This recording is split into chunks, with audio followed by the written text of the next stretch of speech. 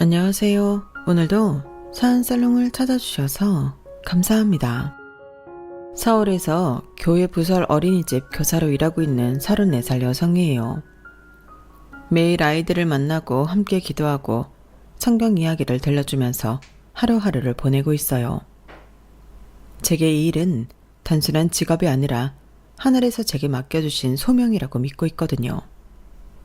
하지만 결혼 후 제 신앙과 직업은 예상치 못한 도전에 부딪히고 말았어요. 남편과 저는 2년 동안 연애를 했고 서로 사랑하는 마음으로 결혼을 약속했어요. 그런데 결혼 준비 과정이 그리 순탄하지만은 않았죠. 시어머니께서 처음부터 저를 반대하셨어요. 그 아가씨는 우리 집이랑 맞지 않아. 절대 안 돼. 시어머니는 제대로 된 이유도 설명해 주지 않았고 남편도 중간에서 애를 태웠죠. 저는 어머님을 한 번도 뵙지 못한 상태에서 반대부터 당하니 도대체 제 어떤 부분이 마음에 안 드는 것인지 고민했었어요.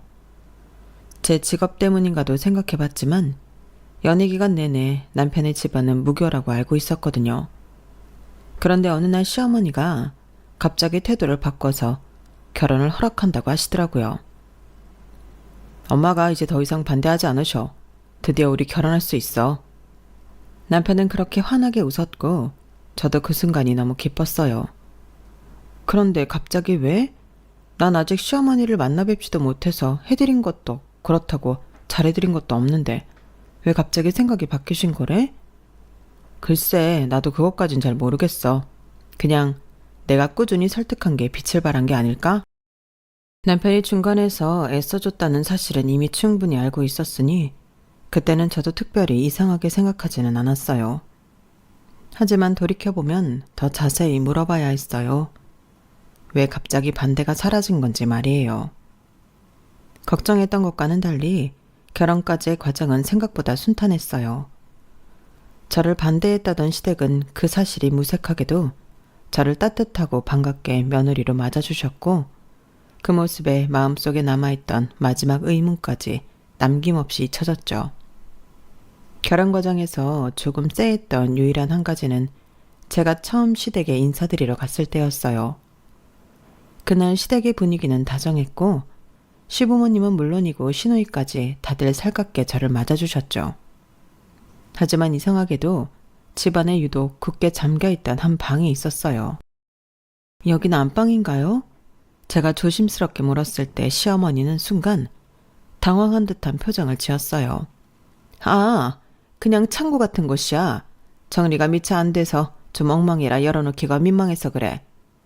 그때만 하더라도 저는 별로 신경 쓰지 않았어요.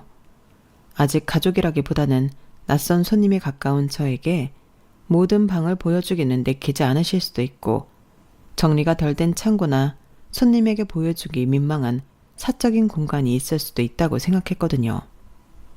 하지만 그 방에 대한 의문은 결혼 후에도 머릿속 한편에 계속 남아 있었어요. 그리고 결국 그 비밀인 결혼 후 처음으로 시댁을 방문했을 때 제 눈앞에 모습을 드러냈죠. 그날 시댁에 도착하자마자 시어머니는 어색한 웃음을 지으며 저에게 차를 내주셨어요. 그런데 잠겨있던 그 방의 문이 아주 살짝 열려있는 걸 보게 됐어요. 안쪽에서 은은한 향냄새가 새어나오고 있었고 작게 흔들리는 촛불 같은 빛이 보였죠. 어머니, 저 방은 아직도 창고로 쓰시나 봐요. 제 질문에 시어머니는 순간 긴장한 듯 눈썹을 찌푸리셨지만 금세 태연한 표정을 지었어요. 어머 지연아, 그 방은 그냥 우리 집안의 오래된 공간이야. 신경 쓰지 말고 거기 가까이 가지 말어. 그 말을 듣는 순간 저는 등줄기를 타고 식은땀이 흘렀어요. 어딘가 모르게 그 방에 심상치 않은 기운이 느껴졌거든요. 그날 저녁 저는 남편에게 조심스럽게 물었어요. 여보, 저 방 대체 뭐가 있는 거야? 남편은 한참을 망설이다가 작게 입을 열었어요. 그냥 엄마가 오래전부터 쓰던 방이야. 신당 같은 그런 방이거든. 신당? 그 말을 듣는 순간 마치 머리를 망치로 맞은 것처럼 어질어질했어요. 결혼 전 그 방을 굳게 잠가놓고 보여주지 않았던 이유가 바로 그거였죠. 다음날 모두가 외출 준비로 분주한 사이 저는 그 방 앞에 섰어요. 문은 아주 살짝 열려 있었고 안에서 촛불이 흔들리며 은은한 주황빛을 내고 있었어요. 천천히 문을 밀고 들어갔죠. 그 안은 작은 사당 같았어요. 방 안에는 작은 제단이 있었고 그 위에는 각종 신령들의 그림과 동상이 놓여 있었어요. 구석구석에는 빛바랜 부적들이 가득했고 작은 향로에서는 여전히 연기가 피어오르고 있었어요. 제단 앞에는 낡은 방울과 붉은 천이 어지럽게 흩어져 있었고 천장에는 색색의 천들이 매달려 있었습니다. 그 순간 저는 숨을 쉴 수 없을 만큼 답답한 기분이 들었어요. 방 안은 무거운 공기로 가득 차 있었고 심장이 쿵쾅거리기 시작했죠. 지연아, 왜 거기 들어갔니? 등 뒤에서 들려온 어머님의 목소리는 낮고 떨려 있었어요. 저는 급하게 돌아서며 어머님을 마주봤어요. 어머님의 얼굴에는 당혹감과 약간의 분노, 그리고 무엇보다도 당황스러움이 서려 있었어요. 어머님, 이게 뭐예요? 왜 이런 걸, 왜 그동안 말씀 안 하셨어요? 제 목소리는 떨리고 있었고 가슴이 답답해서 숨을 쉬기가 어려웠어요. 하지만 어머님은 한숨을 쉬며 문을 닫고 방 안으로 들어오셨죠. 이런 건 꼭 말해야 하는 거니, 지연아? 네가 하나님을 믿듯이 나도 내가 믿는 신령님을 믿는 거야. 너한테 강요하려는 것도 아니고 이건 우리 집안의 오래된 전통일 뿐이야. 어머님의 목소리는 다정하면서도 조금은 단호했어요. 너도 네 믿음을 가지고 있잖아. 그걸 내가 막은 적 있니? 나도 내 믿음을 지키고 있는 거야. 서로의 믿음을 존중하면 되는 거 아니겠니? 어머님은 저를 타이르듯 말했어요. 저는 순간 말문이 막혔어요. 그 말에는 진심이 묻어 있었고 그 순간만큼은 어머님이 저에게 무속신앙을 강요하지는 않을 거라는 확신이 들었거든요. 혹시나 내가 이 집안에서 내 신앙을 버리도록 압박받지는 않을까 걱정했던 마음이 조금씩 가라앉기 시작했어요. 어머님은 제 어깨를 토닥이며 문을 열고 저를 밖으로 이끌었어요. 방을 나서는 순간 저는 등을 돌린 채 작은 한숨을 쉬었죠. 집에 돌아오는 길, 저는 남편에게 참지 못하고 물었어요. 여보, 당신은 그 방에 대해 알고 있었던 거야? 남편은 운전대를 잡은 채 잠시 아무 말도 하지 않았어요. 차 안에는 어색한 침묵이 감돌았죠. 한참 후 남편이 입을 열었어요. 알고 있었어. 그런데 네가 알면 혹시 우리 집을 이상하게 보지 않을까 걱정됐어. 처음부터 말하려고 했는데 타이밍을 놓쳤어. 미안해. 남편의 목소리에는 진심 어린 미안함이 담겨 있었어요. 남편이 말을 이었죠. 어머니는 내 믿음을 존중하실 거야. 너한테 무속신앙을 강요하려는 건 절대 아닐 거야. 그건 내가 장담할 수 있어. 남편의 말에 저는 창밖을 바라보며 천천히 숨을 내쉬었어요. 사실 그날 신당을 본 순간에는 머릿속이 하얘지고 앞으로의 결혼 생활이 불안해졌었어요. 하지만 어머님의 말과 남편의 진심 어린 사과에 마음이 조금 누그러졌죠. 그래서 서로의 믿음을 존중하기만 하면 되잖아. 그렇게 생각하며 저는 마음을 다잡았어요. 하지만 이 작은 균열이 나중에 더 큰 갈등으로 번질 거라는 걸 그때는 몰랐어요. 어느 날 시댁에서 저녁 식사를 하고 있을 때였어요. 시어머니는 상을 차리며 저에게 툭 던지듯 말을 꺼냈죠. 얘야, 너는 아직도 그 교회 어린이집에서 일을 하는 거니? 어머님의 목소리에는 어딘가 미묘한 어색함이 섞여 있었어요. 저는 숟가락을 내려놓고 고개를 들었죠. 네, 어머님. 거기서 아이들을 가르치고 돌보는 게 정말 보람있어요. 매일매일 감사하면서 일하고 있어요. 어머님은 잠시 고개를 끄덕이더니 의미심장하게 입을 열었어요. 그런데 지연아, 그런 곳은 시설도 그렇고 복지도 부족하지 않니? 요즘은 사설 유치원들도 잘 돼 있어서 훨씬 안정적으로 일할 수 있을 텐데 굳이 교회 어린이집에서 일을 해야 할 이유가 있을까? 그 말에 저는 웃으며 대답했어요. 어머님, 저한테는 그곳이 단순한 직장이 아니에요. 아이들에게 신앙을 가르치고 올바른 가치관을 심어줄 수 있는 소중한 공간이거든요. 어머님은 제 말을 듣고 잠시 멈칫하더니 다시 입을 열었어요. 글쎄, 나쁜 건 아니지만 그런 곳은 좀 봉사하는 개념에 가깝지 않니? 네가 앞으로 더 나은 환경에서 일할 수 있으면 좋겠다는 생각이야. 봉사도 좋지만 네 미래도 생각해야지. 순간 가슴이 턱 막히는 기분이었어요. 봉사라니. 제가 아이들을 가르치며 느끼는 보람과 가치가 그렇게 보이는 걸까 싶었죠. 남편은 옆에서 어색하게 웃으며 중간에서 상황을 정리하려고 했지만 어머님은 이미 하고 싶은 말을 다 하신 상태였어요. 다 너 잘 되라고 하는 말이야. 너무 마음 쓰지 말고 한번 생각해봐. 저는 말을 아끼며 웃었지만 속은 쓰리고 답답했어요. 어머님과의 대화가 이어지던 중 시아버지가 숟가락을 내려놓으며 입을 여섰어요. 그동안 조용히 듣기만 하셨던 시아버지가 말문을 여니 식탁 위의 공기가 더 무거워지는 것 같았죠. 아가야, 나는 말이야. 솔직히 나중에 아이가 생기더라도 그런 어린이집에는 보내지 않았으면 좋겠다. 시아버지의 목소리는 차분했지만 단호했어요. 저는 순간 멈칫하며 시아버지를 바라봤어요. 그런 어린이집이라뇨? 어떤 의미로 말씀하시는 거예요? 아니 교회 부설 어린이집 같은데 말이야. 그건 아이한테 종교를 너무 일찍 주입시키는 거잖아. 어릴 때부터 한쪽으로만 치우쳐서 자라면 나중에 다른 선택을 할 기회도 갖지 못할 거 아니야. 어머님은 시아버지의 말을 듣고 가볍게 고개를 끄덕였어요. 두 분의 의견이 일치하는 모습이었죠. 맞아 여보, 나도 그 생각엔 동의해. 아이는 스스로 종교를 선택할 수 있는 자유가 있어야 해. 너무 어릴 때부터 교회에 보내고 성경 이야기를 들려주면 세뇌처럼 느껴질 수도 있지 않겠어? 남편은 숟가락을 쥔 채로 애써 어색한 웃음을 지었어요. 아버님, 어머님, 저는 세뇌할 생각은 없어요. 아이가 자연스럽게 신앙을 접하고 그 안에서 믿음을 키워갈 수 있도록 돕고 싶을 뿐이에요. 제게 신앙은 삶의 일부니까요. 제 목소리가 살짝 떨렸어요. 이 이야기가 불편했지만 제 신앙을 변명처럼 이해하고 싶진 않았거든요. 글쎄, 그래도 아이는 선택의 기회를 가져야지. 어릴 때부터 교회만 다니면 그게 선택이 아니라 그냥 주입이 되는 거 아니겠어? 그건 좀 위험하지 않을까? 시아버지는 조용하지만 강단 있는 목소리로 말씀하셨어요.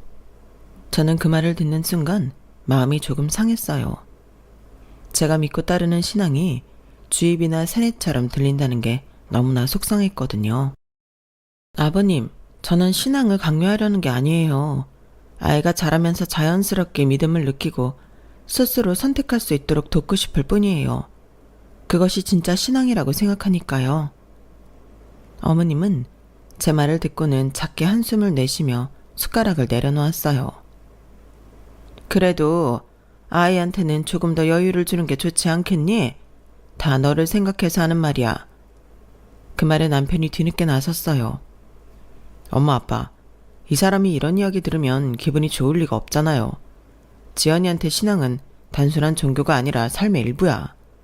그런 말을 쉽게 하지 말아주세요. 남편의 목소리는 부드러웠지만 그 안에는 미안함과 불편함이 섞여 있었어요. 시아버지는 더 이상 말을 잇지 않았고 어머님은 작은 한숨을 내쉬며 식사를 이어갔어요. 저는 밥맛이 뚝 떨어진 채로 숟가락을 내려놓았어요.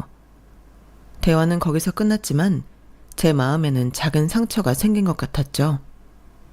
주입이라니, 내가 아이들을 세뇌라도 시킬 거라고 생각하는 걸까? 집으로 돌아오는 차 안에서 저는 남편에게 조심스럽게 입을 열었어요. 여보, 아버님 말 좀 속상했어.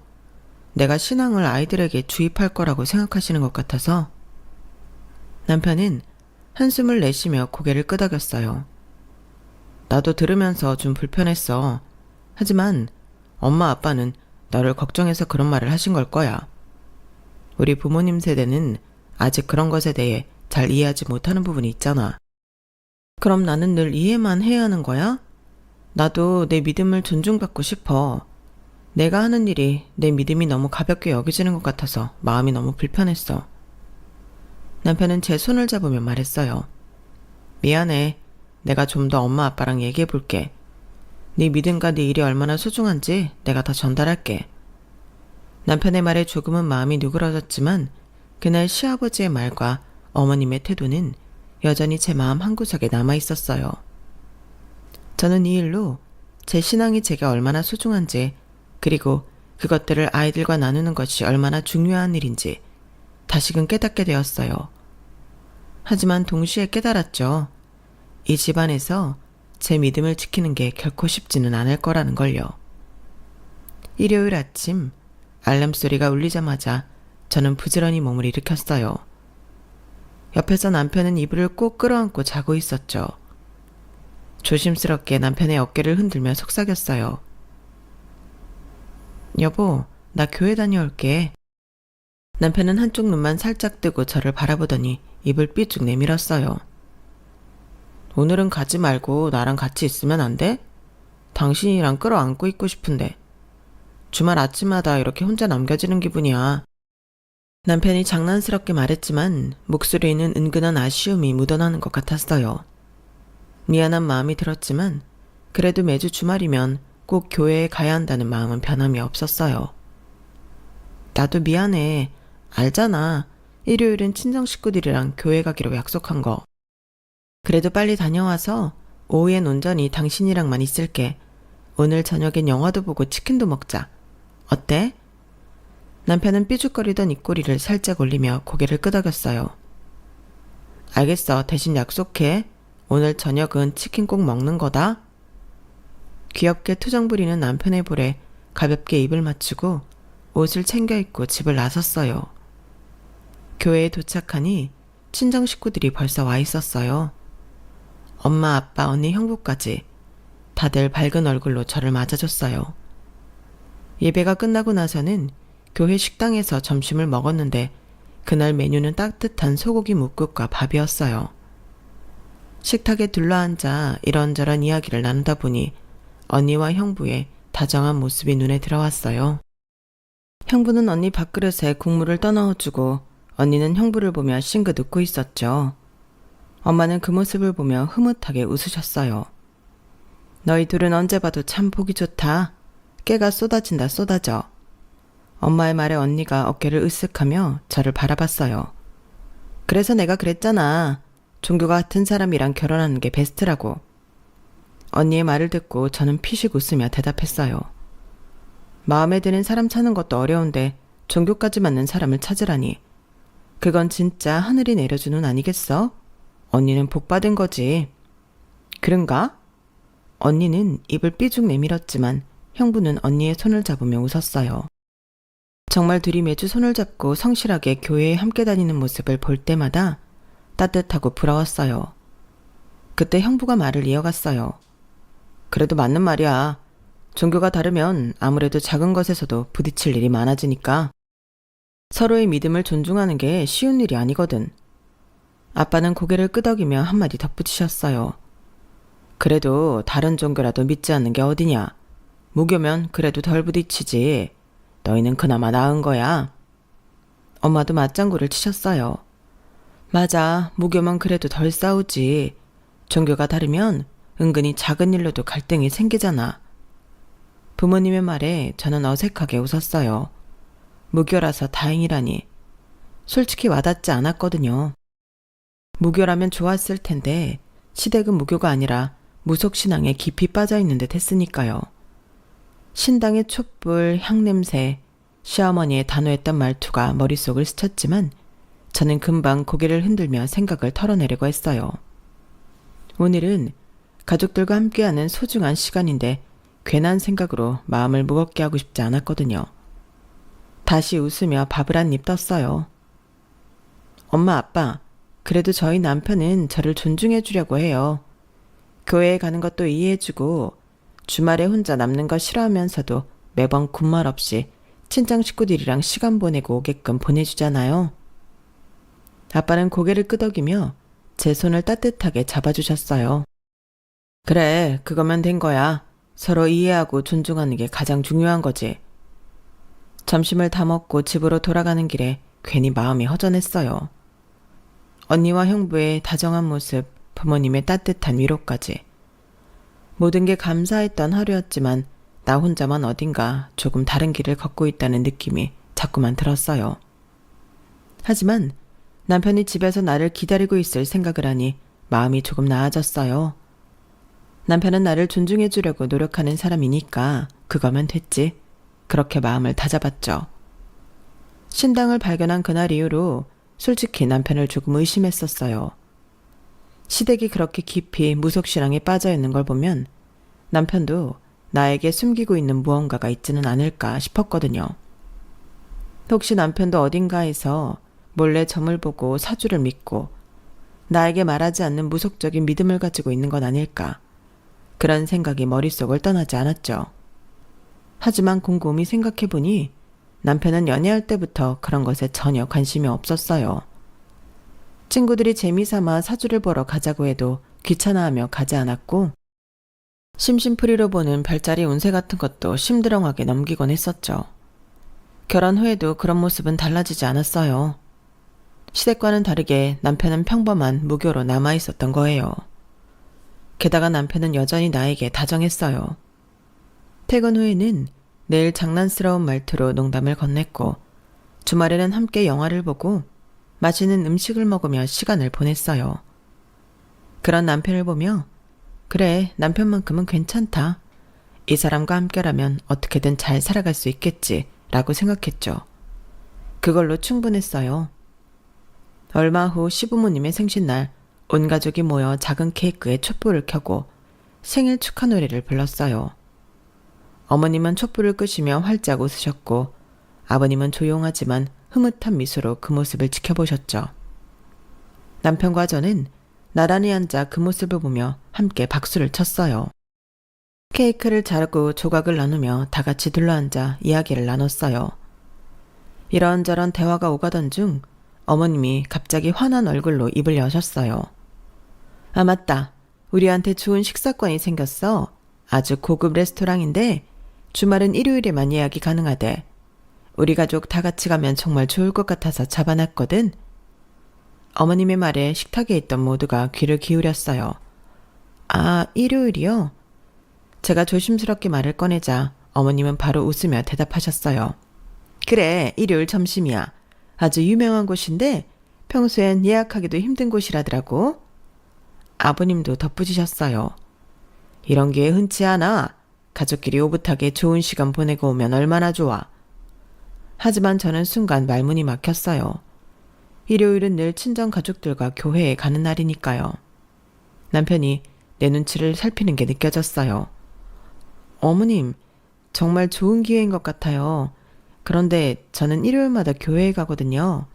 친정 가족들이랑 같이 가기로 약속이 되어 있어서요. 그 말을 들은 어머님의 얼굴이 살짝 굳어졌어요. 아니, 지연아, 너는 평일 내내 교회 어린이집에서 일하잖아. 그런데 일요일에도 또 교회를 가야 해? 아버님도 고개를 갸웃거리며 말을 이어가셨어요. 그러게 말이야. 어린이집에서 하루 종일 교회에 있으면서도 일요일까지 또 가야 하는 건 좀 심한 거 아니야? 일요일은 남편이랑 오붓하게 시간을 보내야 하지 않니?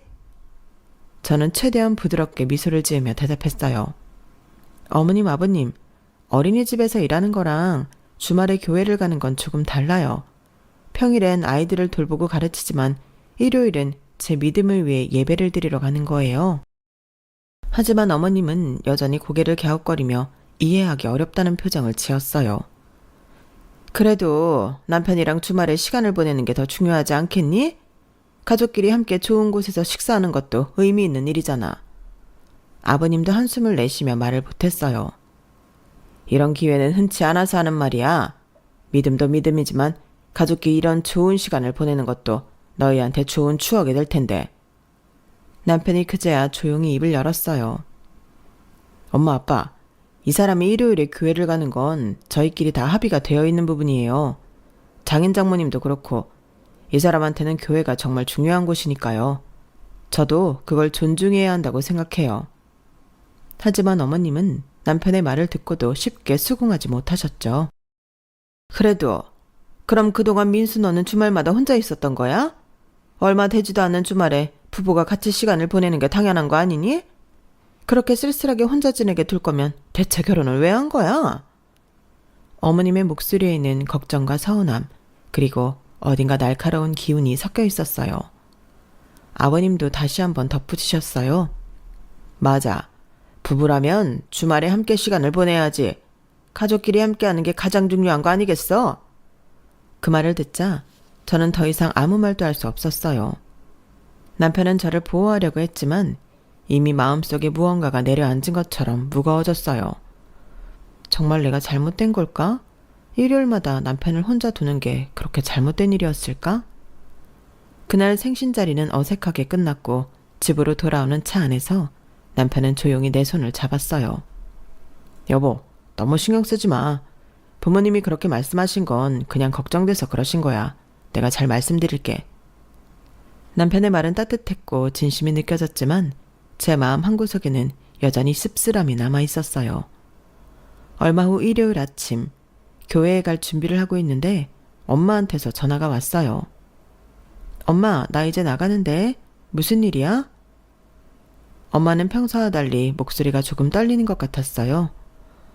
지연아, 이번 주 일요일에 김서방도 교회에 같이 오면 어떨까? 함께 점심 먹고 가면 좋잖아. 엄마의 목소리에는 어딘가 조심스러움이 느껴졌어요. 새삼스럽게 왜 갑자기 그런 말을 해? 엄마는 잠깐 망설이더니 한숨을 내쉬며 말을 이어갔어요. 아니면 둘이서 점심이라도 따로 먹고 가면 좋겠어. 김서방만 괜찮다면 말이야. 엄마가 이렇게 조심스럽게 말씀하실 때는 뭔가 이유가 있다는 걸 알 수 있었어요. 엄마, 왜 그래? 무슨 일인데? 김서방한테는 종교를 강요하면 안 되지. 잠시 침묵이 흐른 후 엄마가 어렵게 입을 여셨어요. 사돈어른이 전화를 하셨어? 그 말을 듣는 순간 가슴이 철렁 내려앉았어요. 어머님이요? 무슨 말씀을 하셨는데? 그냥 김서방이 주말마다 혼자 있는 게 마음에 걸린다고 하셨어. 그러니까 너 혼자만 데려가지 말고 김서방도 같이 데려와서 점심이라도 먹으라고 하시더라. 그 말을 듣고 저는 아무 말도 할 수 없었어요. 결국 이렇게 되는구나. 아무리 설명해도 그분들에게는 내가 일요일마다 남편을 혼자 두고 친정 가족들과 시간을 보내는 게 이해되지 않는 거겠지. 그런 생각이 들더라고요. 그래서 반쯤은 포기한 심정이 됐죠. 여보, 나랑 교회 같이 가줄 수 있어? 남편은 갑작스러운 말에 당황한 듯 저를 바라봤어요. 갑자기 왜 그래? 나한테 교회 같이 가자는 말 한 번도 안 했잖아. 그게 엄마한테 전화가 왔어. 어머님이 엄마한테 전화를 하셨더라. 민수가 주말마다 혼자 있는 게 마음에 걸리신다고. 제 말이 끝나기도 전에 남편은 한숨을 쉬며 눈을 감았어요. 엄마가 장모님께까지 전화를 드린 거야? 진짜 왜 그러셨지? 남편은 난감해하면서도 고개를 절레절레 저었어요. 아니야 여보, 나는 괜찮아. 혼자 있어도 아무렇지 않아. 괜히 나까지 갈 필요는 없을 것 같은데? 하지만 저는 시부모님이 엄마께 전화를 했다는 사실 때문에 마음이 무거웠어요.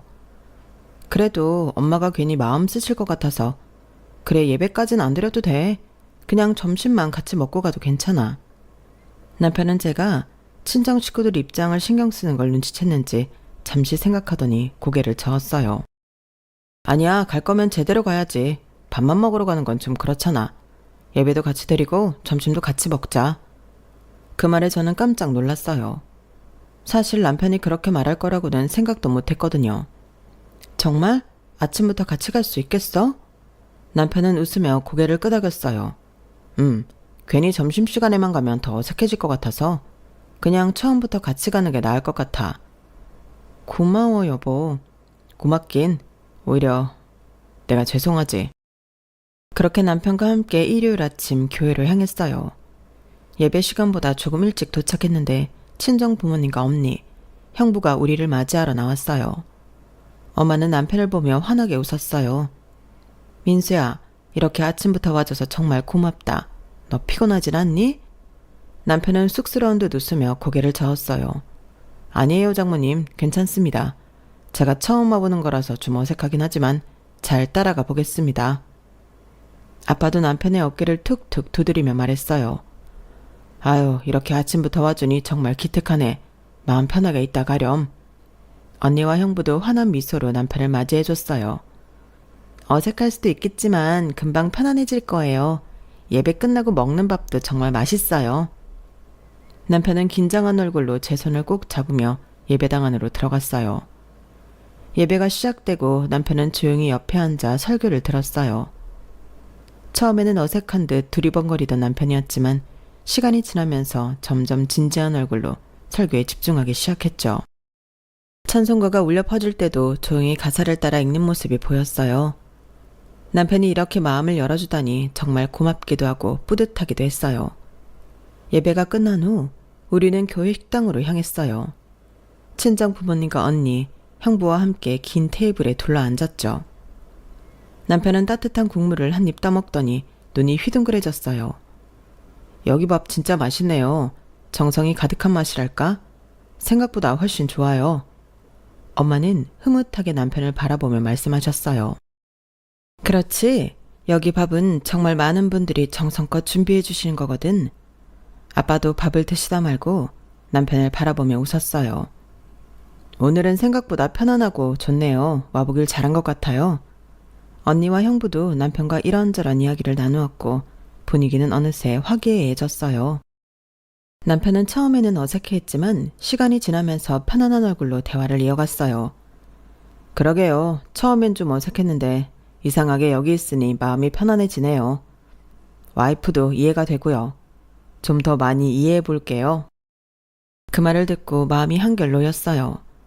남편이 이렇게 잘 적응해주니 덩달아 기분이 좋아졌거든요. 그래, 억지로 여기 올 필요도 없고 예배를 할 필요도 없어. 조금 이해해주는 것만으로도 고맙네.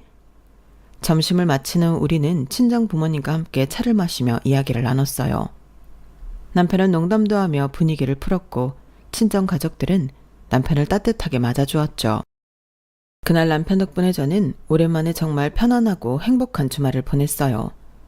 남편이 나를 이해해주고 함께하려고 노력해주는 게 얼마나 고마운지 다시 한번 깨달았어요. 저도 남편을 더 많이 생각하고 노력해야겠구나 느꼈고요. 하지만 이 따뜻한 시간이 오래가지는 못했어요. 교회에 남편과 함께 갔다 온 다음 날 평소처럼 어린이집에 출근했어요. 언제나처럼 현관문을 열기 위해 걸음을 옮기는데 문 앞에 붙어있는 무언가가 눈에 들어왔죠. 빨간색 바탕에 굵고 날카로운 검은 글씨들, 삐뚤빼뚤한 선들과 알 수 없는 상징들로 가득한 부적이 문 가운데 붙어 있었어요. 순간 심장이 철렁 내려앉았어요. 그것도 작은 부적이 아니라 흉측할 정도로 크고 눈에 띄는 부적이었거든요. 주변을 둘러보니 아직 다른 선생님들은 도착하지 않은 것 같았어요. 저는 혹시라도 누군가 볼까봐 급하게 부적을 떼어냈어요. 손끝이 떨리는 게 느껴졌어요. 그 순간 다른 선생님들이 하나둘 어린이집으로 들어왔고 누군가가 문 옆에 찢어진 부적 조각을 발견했어요. 어머, 이게 뭐야? 무슨 부적 같은데? 아, 불길해라. 누가 이런 걸 붙여놨어? 선생님들이 웅성거리며 문 주변을 살피기 시작했어요. 저는 손에 쥔 부적을 뒤로 감추고 어색하게 웃었어요. 아, 누가 장난친 거 아닐까요? 너무 신경 쓰지 말고 오늘 안으로 들어가요. 하지만 제 마음은 여전히 진정되지 않았어요. 문을 열고 안으로 들어선 후에도 그 부적이 머릿속을 떠나지 않았어요. 설마 시댁일까? 그 생각이 들자마자 심장이 쿵 하고 내려앉았어요. 아니야, 아무래도 이건 너무하잖아. 시어머니가 이런 짓을 할 리는 없지. 그렇게 생각했어요. 하지만 교회에 함께 갔던 그날, 시댁에서 교회를 어떻게 생각하는지 누구보다 잘 알고 있었기에 그 의심을 떨쳐버리기가 어려웠어요. 그날 하루 종일 일이 손에 잡히지 않았어요. 머릿속에는 빨간 부적의 이미지가 떠오르고 시댁 식구들의 얼굴이 어른거렸어요. 퇴근길에 결국 핸드폰을 들고 시어머니의 번호를 눌렀어요. 하지만 신호음이 계속 이어지다 시어머니의 목소리가 들리자 저는 말문이 막혀버렸어요. 무슨 일이니? 아, 어머님 안녕하세요. 별일 아니고요.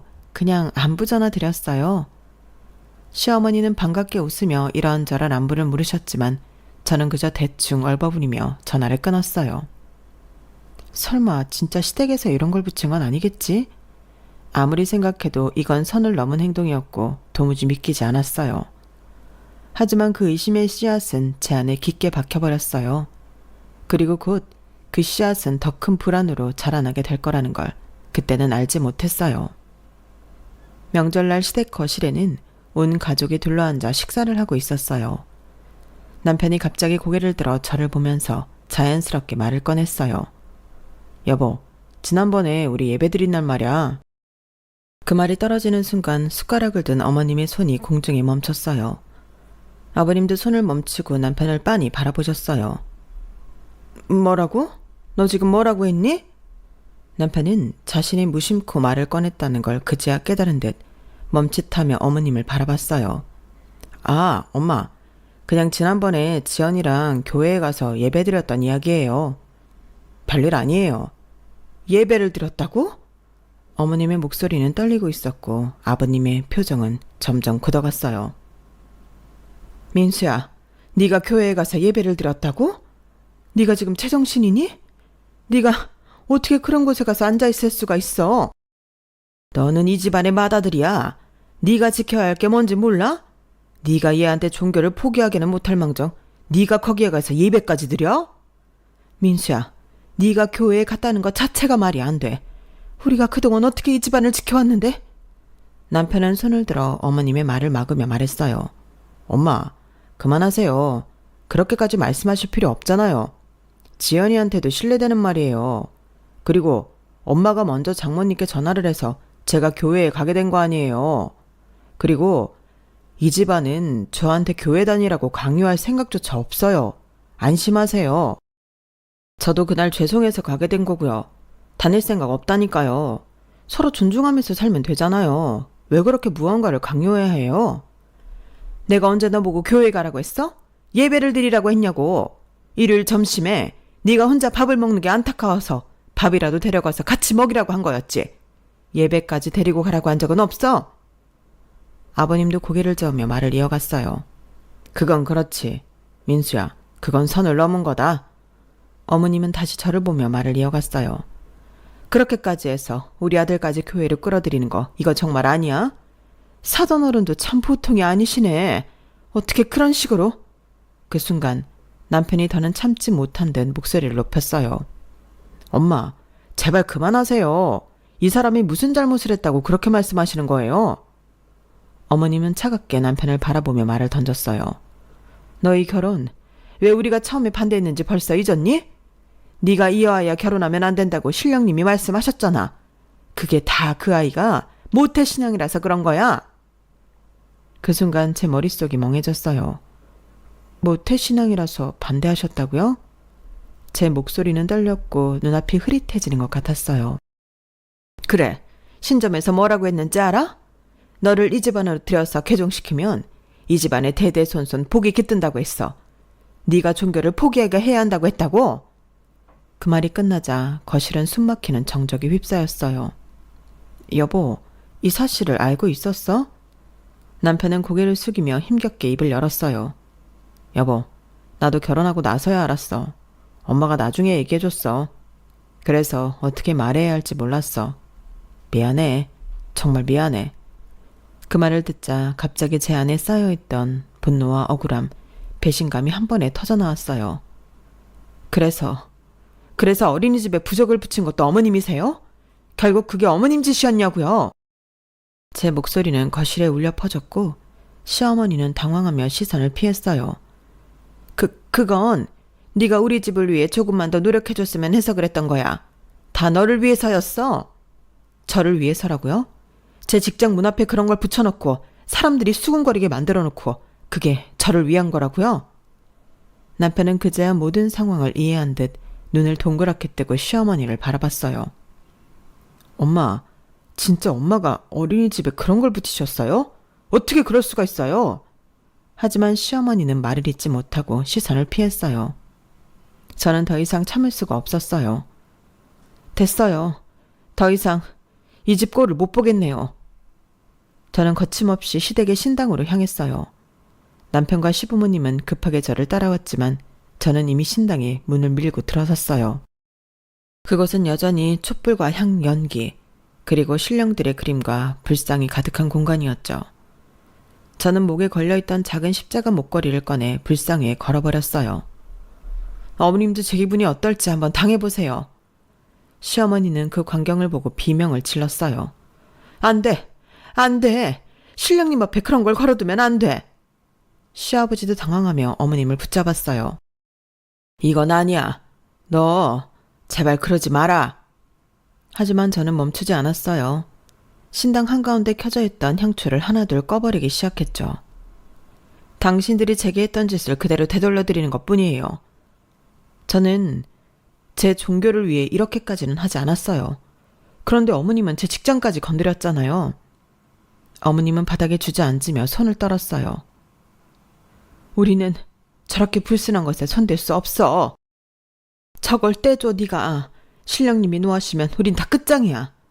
저는 비웃음이 나올 뻔했지만 참았어요. 그럼 이제 제 기분이 조금 이해가 되시나요? 저도 제 믿음으로 사는 사람이고 그걸 건드리면 어떤 기분인지 이제 아시겠어요? 어머님은 울먹이며 손을 모았어요. 제발 다시 원래대로 돌려놔줘. 향도 목걸이도 다 원래대로. 저는 시부모님을 내려다보며 천천히 말을 이었어요. 저에게 약속하세요. 앞으로 제 신앙에 대해서는 단 한마디도 하지 않겠다고. 남편에게까지 강요하지 않겠다고. 그리고 각서도 쓰세요. 다시는 저에게 이런 식으로 무속신앙을 강요하지 않겠다고요. 시어머니와 시아버지는 서로를 바라보다가 떨리는 손으로 종이를 가져와 각서를 썼어요. 남편도 옆에서 아무 말 없이 눈을 감았어요.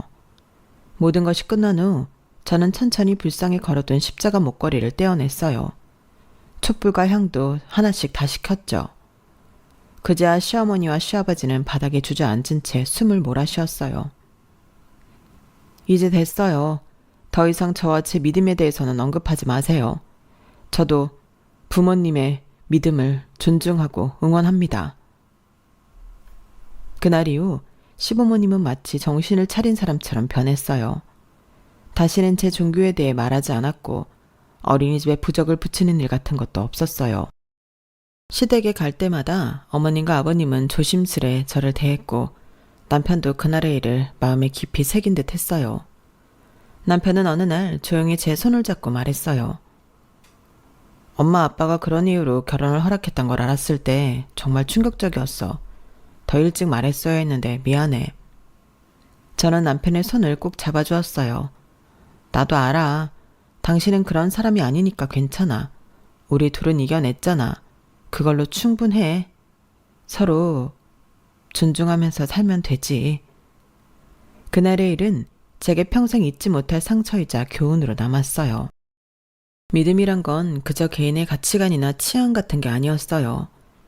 그저 저라는 사람을 이루는 가장 깊은 뿌리였고 그것을 뽑아내려 했던 그날의 사건들은 제 마음을 깊게 핥혔죠.